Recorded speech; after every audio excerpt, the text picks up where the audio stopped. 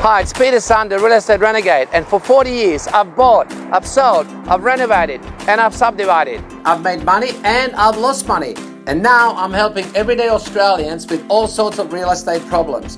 From the latest market updates, closing major deals, discovering and showing you real estate opportunities and boom suburbs you may want to look at. We're going to meet real people, experienced real estate experts, and talk about hard-hitting real estate issues affecting Australians right now. Join me and dive deep into uncovering hot deals and opportunities in a country considered and possessing some of the most expensive real estate in the world. I'm Peter Sun, the Real Estate Renegade, exposing the truth about real estate. Hey guys, Peter Sun, and today's video is going to be all about loving your neighbor.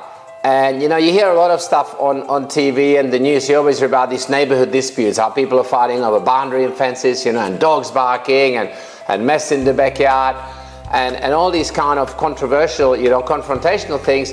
But I'll tell you why you should love your neighbor, even if you don't really like your neighbor.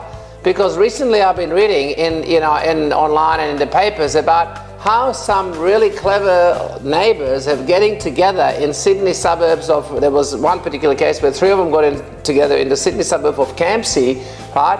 And they sold their properties together as one lot rather than selling them individually. And as a result, they sold their properties for $1.6 million, where in the real marketplace they would have been worth about $1.1 million. But because they sold as a block, then a developer paid, almost 50% extra for the combined parcel of land.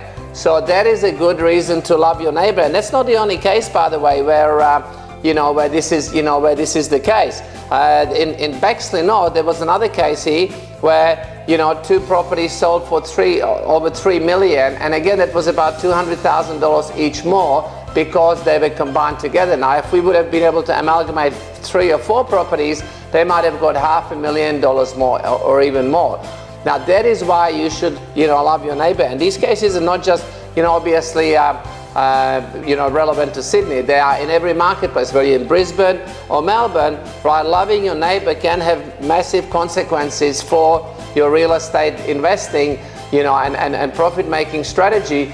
Because I also recall how we, in my family, we ended up buying a property in Sydney's eastern suburbs in Bellevue Hill, paid $150,000, and 11 years later sold it for over $1.15 million to a developer again, because of the development, value and the value of the land. So remember that, right? Next time you think about, your neighbors, right? Love your neighbor. That is the best real estate strategy.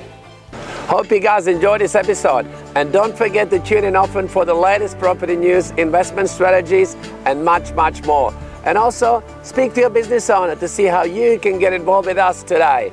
This is Peter Sun, the Real Estate Renegade, and I'll see you next time.